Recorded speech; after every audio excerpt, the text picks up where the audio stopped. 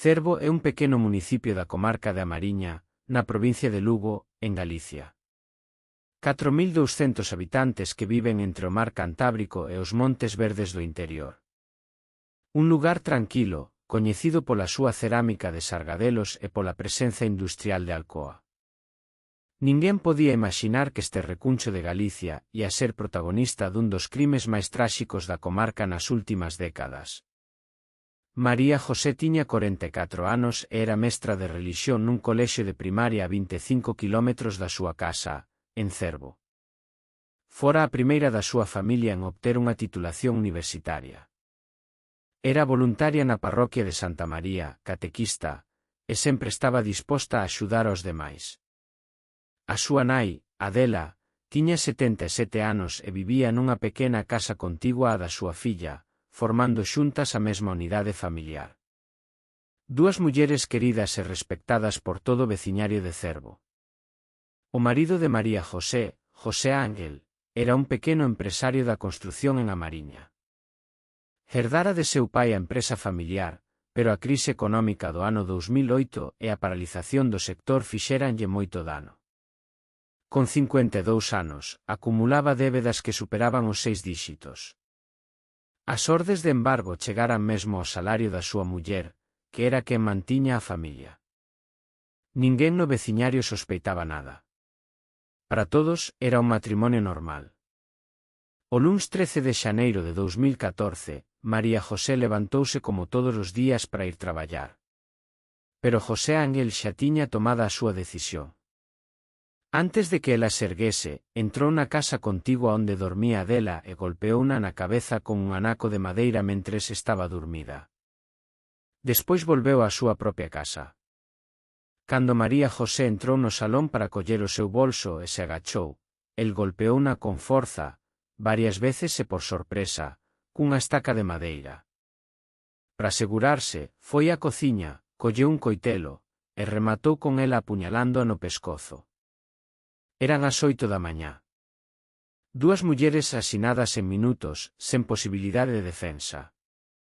Tras cometer os dous asinatos, José Ángel fuxiu no seu vehículo. Durante máis de 24 horas, deu voltas pola comarca mariñana sen rumbo fixo. Tentou suicidarse nunha casa de Lourenzá e despois nun hotel de Burela, pero non o fixo. Finalmente, chamou por teléfono á Garda Civil de Burela e confesou os dous crimes. Manifestou a intención de tirarse desde a Ponte dos Santos, no límite entre Galicia e Asturias. Non o fixo. Foi detido alí mesmo, no lugar onde Galicia e Asturias se dan a man sobre a ría de Ribadeo. Ingresou na prisión de Bonxe, en Lugo, en prisión comunicada e sen fianza. A noticia sacudiu a toda a Mariña. O Concello de Cervo decretou 3 días de loito oficial. Centos de persoas participaron na concentración de repulsa convocada polo alcalde, Alfonso, que fora compañeiro de instituto de María José. Os colexios onde ela traballara pecharon durante varios días e celebraron minutos de silencio. O veciñario non podía crer o que acababa de suceder. Un matrimonio idílico, dicían algúns. Unha familia normal, repetían outros. Pero a realidade era outra ben distinta. O xuízo celebrouse na Audiencia Provincial de Lugo. José Ángel alegou que matara a súa muller e a súa sogra para que non sufrisen polas dificultades económicas da familia. Un argumento que os expertos en violencia de xénero cualificaron de totalmente machista. O 10 e 8 de setembro de 2019, tras 20 meses en prisión preventiva, foi condenado a 34 anos de cárcere, 17 por cada un dos asasinatos. A sentenza contemplou o atenuante de confesión e os agravantes de parentesco e alevosía. Ademais, foi condenado a non achegarse nin comunicarse coa familia das vítimas durante 54 anos. Hoxe, o cemiterio da parroquia de Santa María de Cervo acolle as lápidas de María José e de Adela. O chalet onde ocorreron os feitos permanece case baleiro. O veciñario garda silencio. Non queren remover a ferida. Pero a memoria de dúas mulleres boas e traballadoras segue viva no corazón de Cervo.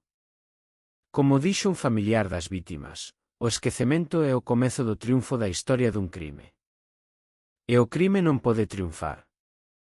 Este é o recordatorio de que a violencia machista non ten cara de monstro. Ás veces, ten a cara do home que dorme ao teu lado.